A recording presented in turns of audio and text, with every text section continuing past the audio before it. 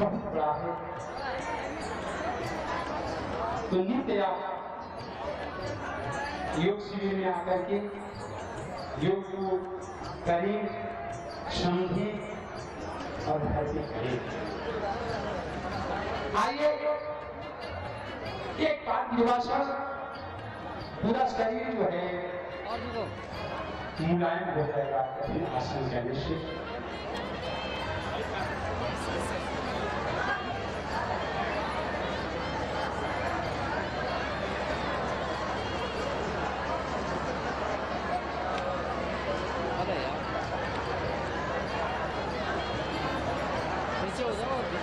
मौन रहिए, बैठ जाइए, एकांत वास में और नित्य साधना करिए।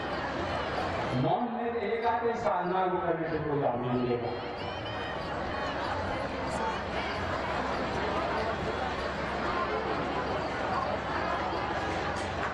प्रभु कृपा प्राप्त कर लोग स्वस्थ जीवन जिए, इसी निमित्त से योग शिविर लगाया गया है। योगाचार्य आचार्य श्री योगेश जी महाराज प्रातः प्रतिदिन श्रद्धालुओं को योग से जोड़ रहे हैं। आवा निकट जति के वेसा। अब इस दंडक वन में सती माता का प्रवेश हुआ तो सती मैया ने भी अपना रूप बदल दिया। थी सती लेकिन सीता बन गई। राम जी ने प्रणाम किया। अकेली वन में घूम रही हो, कहो बहोरी कहां वृष केतु। जंगल में अकेली क्यों घूम रही हो, वन में अकेली क्यों भ्रमण कर रही हो। वृष केतु कहां है? वृषभ पे आरूढ़ होने वाले भोले बाबा, धर्म पे आरूढ़ होने वाले, धर्म पे बैठने वाले बाबा धर्म पत्नी को अलग कर दिए, धर्म पत्नी से अलग हो गए। ऐसा क्यों?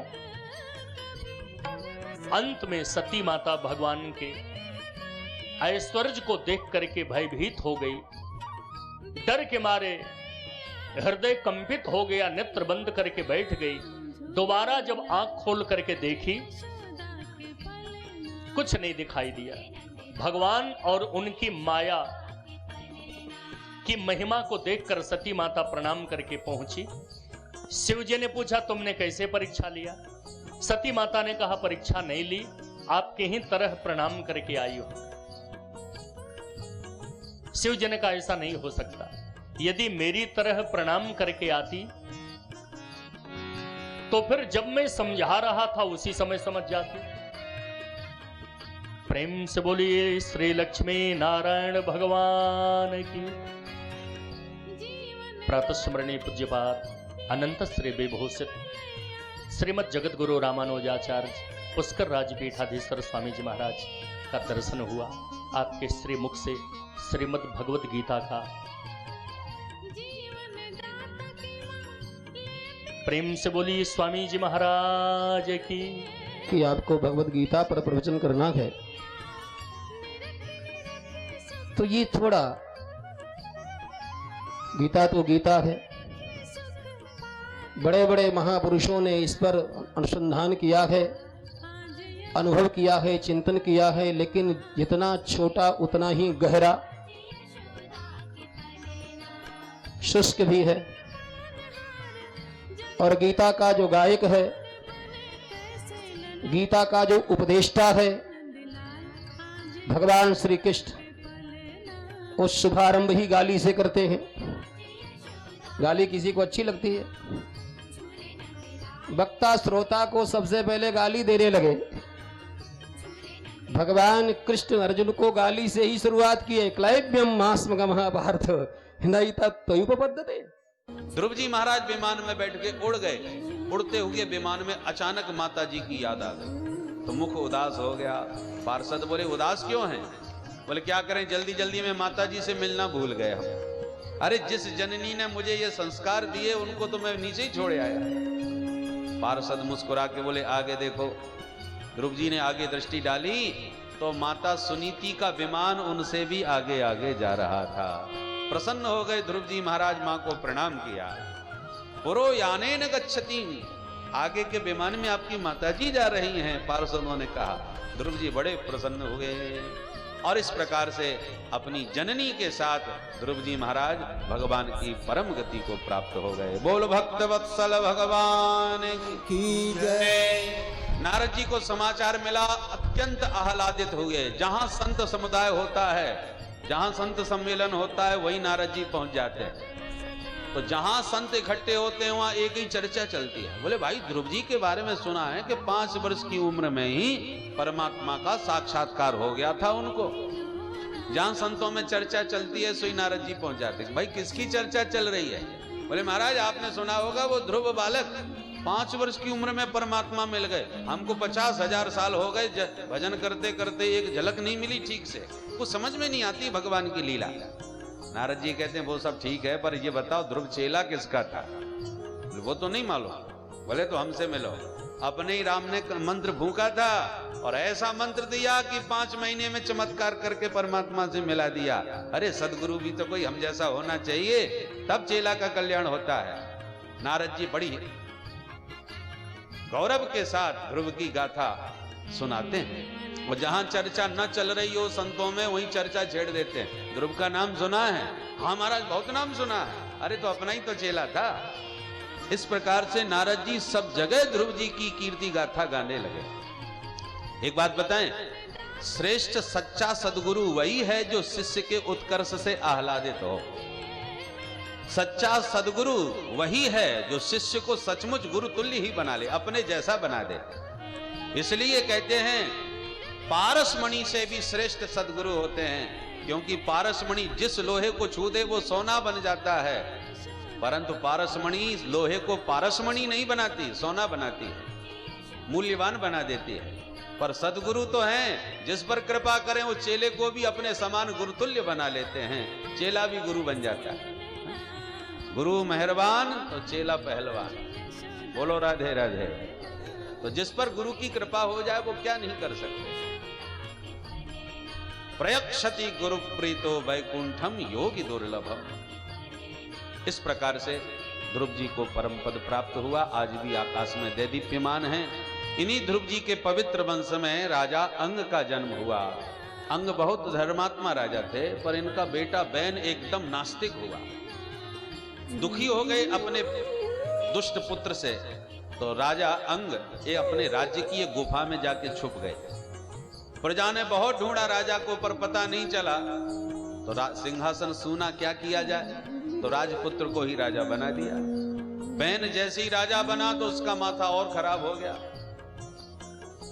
डिंडिम घोष किया राजा बनते ही कि मेरे राज्य में आज के बाद कोई भंडारा नहीं करेगा महात्माओं का। ये बड़े बड़े बाबा लोग खूब सटकाते रहते हैं माल पानी, सब बंद करो। न यष्टव्यम न दातव्यम न होतव्यम दुजा क्वचित इतिन्यवारयत धर्मम भैरी घोषेण सर्वशः।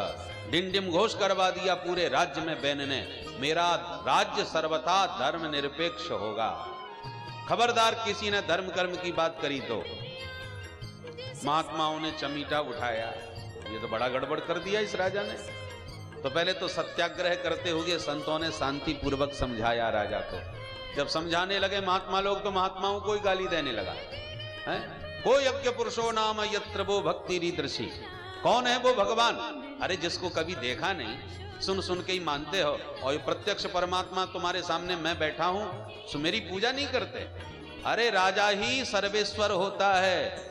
देहे भवन्ति नृपते सर्वदेव। सम्मेलन को सफल बनाने के लिए 45,000 वर्ग फुट में भव्य पंडाल बनाया गया है, जिसमें हजारों भक्त बैठकर दिव्य ज्ञान गंगा का रसपान कर रहे हैं। 2700 वर्ग फुट का विशाल मंच भारत को गौरवान्वित कर रहा है। श्री लक्ष्मी नारायण यज्ञ, श्री रामायण, श्री पुराण रत्न प्रवचन, श्रीमद् भागवत कथा, अखंड हरिनाम संकीर्तन, श्री शालग्राम महाभिषेक तथा चारों वेदों का पाठ महान तपस्वी श्री जीयर स्वामी जी महाराज द्वारा आयोजित इस उत्सव की भव्यता दर्शनीय है। बक्सर शहर में श्रद्धालुओं के रहने के लिए सभी धर्मशाला, होटल और लॉज बुक है। यज्ञ स्थल पर भी लगभग 2000 रेवटी लगाई गई है, जिनमें हजारों लोग निवास कर रहे हैं। रुकने के साथ सभी के भोजन की भी व्यापक व्यवस्था की गई है। 30 एकड़ में पाकशाला बनाई गई है, जिसको 10 हिस्सों में विभक्त किया गया है। प्रत्येक भोजनालय में 1000 लोगों के एक साथ भोजन पाने की व्यवस्था की गई है। भंडार गृह खचाखच भरा है। व्यंजनों पकवानों का सभी आनंद लेंगे। यह न भूलने वाला पल है जो सदियों तक स्मरण रहेगा। जहाँ तक नजर जाती है लोग ही लोग, श्रद्धालुओं का तांता लगा है। सभी इस स्वर्णिम अवसर का लाभ ले रहे हैं। श्री श्री जीयर स्वामी जी द्वारा प्रदत्त दिव्य ज्ञान का प्रसाद सभी प्राप्त कर रहे हैं। सभी सुखी हों, किसी को दुख का सामना न करना पड़े, सभी स्वस्थ और प्रसन्न रहें, किसी को कोई कष्ट न हो, सभी बुराइयों को त्याग श्रेष्ठतम जीवन व्यतीत करें। इसीलिए स्वामी जी ने यह श्रेष्ठ अवसर दिया है। इस अवसर का लाभ सभी को प्राप्त हो रहा है। भोर से लेकर देर रात्रि तक अनेक विद्वानों द्वारा प्रदत्त दिव्य ज्ञान से लोग लाभान्वित हो रहे हैं। श्री पराशर स्मृति, वाल्मीकि रामायण, श्री रामचरित मानस कथा, गीता कथा, भागवत कथा, विष्णु पुराण कथा, श्री संप्रदाय का मानव जीवन में महत्व, श्री भाष्य की कथा का मानव जीवन में महत्व, श्री वचन भूषण की कथा, श्री नारद पंचरात्र के साथ अन्य धर्माचार्यों का दिव्य उपदेश सभी प्राप्त कर रहे हैं। और रात्रि में अनेक भजन गायकों की सुमधुर लहरियों में भक्त गोते लगा रहे हैं। धन्य है वे भक्त जो इस अवसर का भरपूर लाभ लेकर अपना जीवन सफल बना रहे हैं।